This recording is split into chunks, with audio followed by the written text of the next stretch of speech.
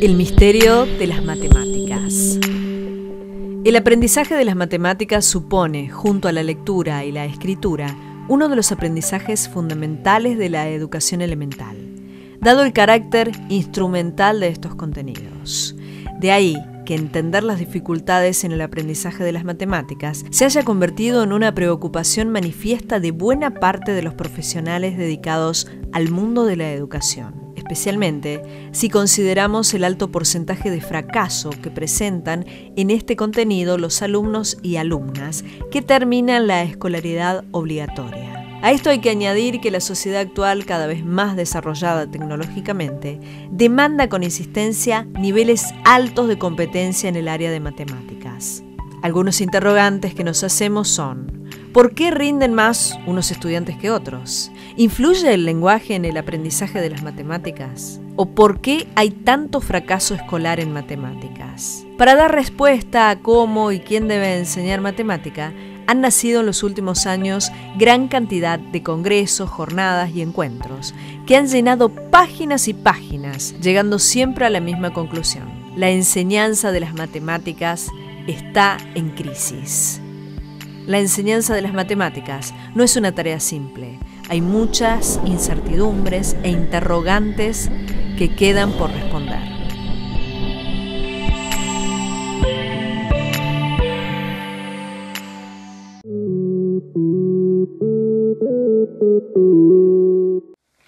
Bueno, después de ver el informe, ahora sí, vamos a hablar de las matemáticas. Y contanos un poquito, Teresita, ¿cómo ha ido cambiando la enseñanza de las matemáticas? Muchísimo. Desde que yo era estudiante, vos sos mucho más joven que yo, pero desde que yo era estudiante a esta parte ha cambiado radicalmente. Nosotros estudiábamos, por ejemplo, por repetición, fijábamos los temas por repetición de ejercicios bastante rutinarios. Las tablas. Las tablas las tablas tiene su pro y su contra, o sea, así como hoy te digo que es maravilloso que los chicos aprendan a construir el concepto de multiplicación y si no saben cuánto es 2 por 7, lo generan como suma reiterada de 7 veces el número 2 y entonces obtienen el resultado aunque la memoria les falle, cosa que me parece maravilloso. Lo cierto es que las tablas también es necesario en algún momento memorizarlas. Y eso la verdad es que... Yo tengo un recuerdo de repetir. Sí, en cualquier momento del día mi mamá me decía, a ver, la tabla del 2, la tabla del 3, y me quedó ese recuerdo. Sí, pero bueno, es como que la verdad es que es necesario también tener esa automatización para la resolución después rápida del cálculo. Y la verdad es que nos encontramos hoy que muchas veces los chicos todavía no saben las tablas y eso sí es algo que deberían saberlo ya. Independientemente de que el aprendizaje de la tabla es mucho mejor el de ahora que el de antes, que era solamente mecánico y memorístico y había que aprenderla porque sí, pero la verdad que ni sabíamos por qué la tabla era así. Ahora es como que se aplica más el razonamiento. Sí, los chicos saben por qué se genera y qué es una tabla de multiplicar. Nosotros la aprendíamos de memoria y había que saberla y ya está. Y nadie se preguntó de dónde había salido la bendita tabla del 2 o la que hubiéramos tenido que estudiar. De cualquier manera, también, por ejemplo, se estudiaban montones de teoremas, de propiedades que tenían que ver, por ejemplo, qué sé yo, con lados de cuadriláteros. Y esa demostración de teoremas que tenía que ver con la hipótesis, la tesis, la demostración, la verdad que agilizaba, digamos, las deducciones lógicas que tienen que ver directamente con lo que es el pensamiento matemático. Pero lo cierto es que muchas veces se repetían las demostraciones, incluso hasta sin cambiar las letras, porque las estudiábamos de memoria, y bueno, y la verdad que se perdía un poco el sentido lógico que tiene una demostración. Hoy la verdad es que prácticamente teoremas, salvo los enunciados, las demostraciones de los teoremas en sí mismas no se enseñan. Te hablo de teoremas clásicos, teorema de Pitágoras, teorema de Gauss, teorema del seno. Pero sin embargo, las demostraciones o las deducciones lógicas sí se siguen poniendo en práctica cuando vos a un chico le decís que argumente por qué resolvió algo de esa manera. Cuando vos le pedís que, por ejemplo, compruebe congruencia de triángulos, están haciendo pequeñas demostraciones sin que ellos sepan que lo que están haciendo es un teorema. Entonces, en ese sentido, cambió la forma, pero digamos el mensaje o el objetivo de la enseñanza deductivo-lógica que tiene la matemática se sigue enseñando. ¿Qué otra cosa te podría decir? ¿Qué sé yo? Por ejemplo, el hecho de la incorporación de las tecnologías. Nosotros estudiábamos los logaritmos con las tablas de Howell, que siempre les digo a los chicos que en las bibliotecas todavía queda alguna que parece el papiro de Rin, ya amarillas y guías telefónicas parecen. Y de hecho eran como unas guías telefónicas donde nosotros buscábamos los números. Hoy claramente no se usan ni por casualidad porque usamos calculadoras. Claro. Usamos calculadoras científicas todo el tiempo, pero bueno, hay que también a los chicos enseñarles a manejar calculadoras científicas para que la puedan aprovechar en todas las funciones que tienen, y eso también forma parte de la enseñanza de la matemática. Así como antes te enseñaban a manejar una tabla, hoy te enseñan a manejar una calculadora científica. Todo, cambió el mundo, cambió. Si tuvieses que quedarte con algún método, ¿te quedas con el anterior, con este? ¿Con cuál te quedarías? Todos los extremos, te voy a decir algo, todos los extremos son malos. Lo de antes hoy lo veo claramente obsoleto. Hoy realmente si vos decís cómo se entiende la enseñanza de la matemática, todo el tiempo te dicen a través de la resolución de problemas. Y la verdad es que los que me conocen saben que lo digo siempre esto.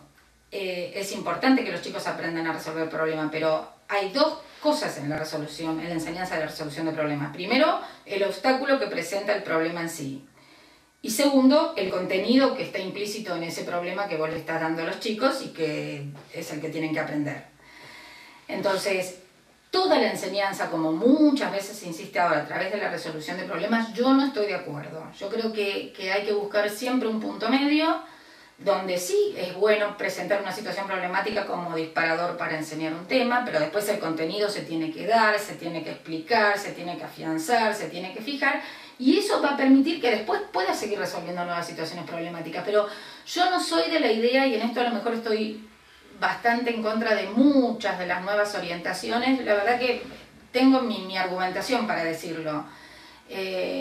En la práctica no resulta bien esto de todo el tiempo situaciones problemáticas, situaciones problemáticas, situaciones problemáticas, porque el chico, en realidad, que tiene dificultades para entender la materia, que le cuesta, que necesita las explicaciones, si vos todo el tiempo lo estás bombardeando con situaciones problemáticas, es como que se encuentra siempre en el aire, siempre inseguro, es como que no tiene claro si lo que sabe realmente lo va a seguir usando, si no, si este problema no tiene nada que ver con el anterior. La verdad que les crea bastante inseguridad también, esto de pensar todo el tiempo en situaciones problemáticas. Entonces, me parece que es algo como para como para ir matizándolo. O sea, creo que no hay una única orientación y no todas las clases tampoco siempre son iguales. Algunas clases son más conductistas que otras por el tipo de contenido que tenés que dar, otras son mucho más constructivistas. Me parece que siempre el punto medio es lo que uno tiene que tender. ¿Y cuáles son los problemas más frecuentes a los que se enfrentan los chicos de antes y los chicos de ahora? ¿Los problemas serían los problemas? Bueno, yo creo que ya la palabra es complicada. Ya la palabra problema ya te genera... Ya te genera un rechazo. O sea, si yo te digo, te voy a dar un problema, y bueno, ¿por qué me vas a dar un problema? Dame algo que no me resulte complicado. Ya hay que cambiar el nombre. Sí, si vos le decís, bueno, te voy a dar una situación, ya por lo menos se mira con otros ojos. Sí. Claramente a los chicos no les gusta resolver situaciones problemáticas porque simplemente se tienen que poner a analizar, se tienen que poner a pensar. Da más trabajo que hacer un ejercicio que recién te enseñaron y que vos lo podés repetir más o menos igual. De cualquier manera, por más que vos a veces entrenás a los chicos con situaciones, todos los ejercicios pueden tener algo diferente y es una situación nueva a la que se enfrentan. Pero realmente lo que menos les gusta hacer a los chicos es resolver situaciones problemáticas. Eso siempre es lo que más cuesta. Y por otra parte hay que enseñar a resolver situaciones problemáticas. Con la primera dificultad que yo te puedo decir que nos encontramos muchas veces hoy es, y hace poquito estuvo Piki acá también en el programa, y una vez trabajamos, además de que éramos compañeras en la escuela, hicimos unas clases compartidas, yo con el tema de resolución de ecuaciones y ella con lo que es la parte de comprensión de texto. Porque la verdad es que cuando resolvemos situaciones, por ejemplo, problemáticas, cuya traducción simbólica matemática es una ecuación, el primer obstáculo con el que se encuentran los chicos es leer el texto del problema o de la situación y entenderlo. Entonces, estamos con un problema de comprensión lectora para que después se pueda ver de qué manera lo resolvemos matemáticamente. Pero primero hay que entender lo que se está leyendo. Entonces, en ese caso, las dos cosas van bastante pegadas. Por otro lado, sí estoy notando, y esto creo que sí es un problema actual, la falta de concentración que en general se tiene para abordar un tema cualquiera o para prestar atención en clase. La verdad es que los chicos están bastante ávidos de respuestas inmediatas y de que todo sea rápido. Es que están acostumbrados a que todo va rápido, todo es rápido. Sí, sí. Tienen el celular, tienen la compu y sí, todo. Sí, le apretás un botón y te sale la información, bueno, pero muchas veces vos tenés que reelaborar la información que tenés, vos tenés que tomarte 5 minutos para pensar más lo que estás leyendo, si era lo que te pedían o no, bueno. Esa concentración, ese silencio a lo mejor interior que tienen que tener para poner en juego lo que saben o lo que necesitan conocer, es lo que está costando más trabajo. Me parece que eso es lo más difícil en este momento. Desde tu experiencia, ¿ese sería el principal problema de enseñar y aprender matemática? ¿La falta de concentración? No diría, no lo categoría como el principal. Es uno de los problemas. Creo que tiene que ver también mucho las motivaciones personales de los chicos. ¿Y cómo logramos motivarlos en matemática?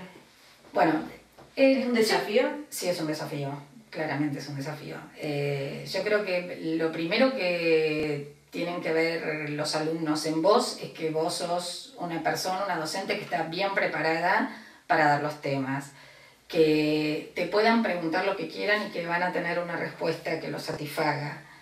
Que las situaciones que vos les propongas a los chicos sean, digo, medianamente interesantes, porque siempre te preguntan, ¿y esto que estamos viendo para qué me sirve a mí en la vida diaria?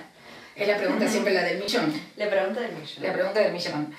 Y yo les digo que en realidad muchas veces si me preguntan, a ver, por ejemplo, ¿voy a trabajar con números irracionales en la vida diaria? Le digo claramente que no, pero que los números irracionales existen y que, por ejemplo, si vos tenés que saber cuánto mide la diagonal de esa baldosa que mide 1 por 1 y el cálculo de esa diagonal, si lo tuvieras que medir, es un número raro, un número que tiene infinitas cifras decimales que no terminan nunca y que no son periódicas, bueno, es un conocimiento que tenés que tener. ¿Para qué sirve la matemática? Yo diría siempre esto, y se los digo a los chicos en clase, es la materia que creo que preferentemente te ordena el pensamiento, te ordena un sentido lógico, te hace tomar decisiones, te hace analizar argumentos para ver si son válidos o no. Y todo el tiempo estamos en la vida diaria tomando esas decisiones. A ver, si yo, por ejemplo, tengo que ir a Córdoba, y bueno, sé que desde Río Tercero tengo 2 alternativas para ir a Córdoba en cuanto a vías. Puedo ir por Corralito o puedo ir por la Ruta 36. Bueno, ¿cuál de las 2 opciones elijo? Y la verdad que depende de muchas cosas para ver cuál elijo. Si yo vivo cerca de la terminal, diría me conviene ir por Corralito. Si yo vivo cerca de Fábrica Militar, diría me voy por la 36. Si, somos varias personas de la familia que tenemos que ir a Córdoba, a lo mejor me conviene ir en auto. Si soy yo solo, gasto más yendo en auto, entonces me conviene ir en un transporte público. Entonces, todo ese tipo de análisis que vos decís, sí, bueno, pero no tiene nada que ver con matemáticas. Bueno, pero la matemática en realidad, en situaciones problemáticas que tengan que ver seguramente con la currícula oficial, te hace todo el tiempo ver este análisis. Si yo voy al súper, se los decía el otro día a los chicos, cuando veíamos proporcionalidades directas, si yo voy al súper, la verdad que tengo que pensar bien y mirar bien, a lo mejor los chicos no son naturalmente los que hacen las compras, pero sí a lo mejor acompañan a los padres. Bueno, a veces te ponen unas ofertas gigantes en el súper de a lo mejor una mayonesa de medio kilo con un precio y resulta que al lado está la mayonesa de un cuarto kilo Y si vos te compras 2 paquetes de cuarto kilo, termina saliendo más barato que lo que te pusieron de oferta.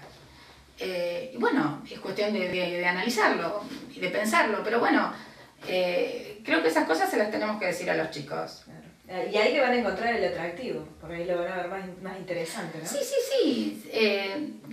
Mira, de cualquier manera hay temas abstractos, sobre todo en el nivel medio, no tanto en la primaria, ¿no? Pero sobre todo en el nivel medio hay temas abstractos que, bueno, que cuesta a veces hacer una bajada más concreta para que ellos... Trazar un paralelismo claro. con la vida cotidiana. Entonces, el otro día estaba explicando logaritmos en 6º año y les contaba algo que siempre me quedó de recuerdo cuando la tuve a Rocío Comba, la atleta, en el comercial, hace muchos años de esto. Bueno, estaba justamente con ese tema de logaritmos, explicando una suma con logaritmos semejantes y no entendía cuál era el cálculo que había que hacer.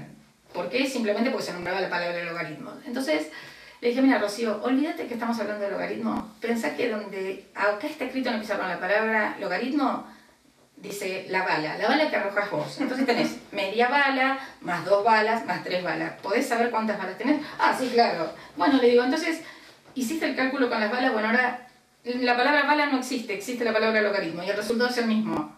Bueno, dice, bueno, hubieras empezado por ahí. Y bueno, la verdad que sí, tendría lo mejor que haber empezado por ahí, no haber empezado con el logaritmo, pero fue así, siempre me acuerdo de ella, así que cuando se lo contaba el otro día a los chicos de 6º se reían, pero es así. Existe una idea de que matemática es para unos pocos, es solamente para los inteligentes. ¿Se ve esto en el aula? No. En realidad es cierto que hay chicos que tienen más aptitudes para esta materia, como los hay chicos con aptitudes para cualquier otra materia. O sea, no todos los chicos tienen las mismas destrezas físicas y son buenos deportistas. Y sin embargo, no por eso, digamos... Sí, como en la vida. Seguro. Entonces, hay algunos que realmente sí tienen más aptitudes para las ciencias exactas y otros no. No es que sean más inteligentes. Las inteligencias, esto de las inteligencias múltiples es realmente así. O sea, toda la vida hubo chicos y adultos que tenían por gusto, por facilidad, inclinación hacia una materia y no hacia otra. El tema es que muchas veces los chicos, por ejemplo, sobre todo cuando eligen las orientaciones, eligen, por ejemplo, me lo han dicho muchos, la orientación en humanidades porque dicen que para no tener matemática como van a tener en la orientación en gestión. Y la verdad es que la carga horaria de matemática es la misma, yo siempre se los digo, la carga horaria es la misma, la currícula es la misma, independientemente de que después a lo mejor las orientaciones de las situaciones problemáticas que vos le ponés tengan que ver a lo mejor más con el área de sociales o más con la economía, pero eso como digamos concretización de las actividades, pero la currícula es la misma, la carga horaria es la misma, entonces, no zafa. Como dicen los chicos. No, tienen que estudiar igual y bueno, y uno tiene que tratar de que aprendan lo mejor posible de la mejor manera, nada más. Profesora, le invito a que vayamos a un corte y enseguida continuamos hablando de matemáticas. Dale. Vamos a un corte, ya regresamos.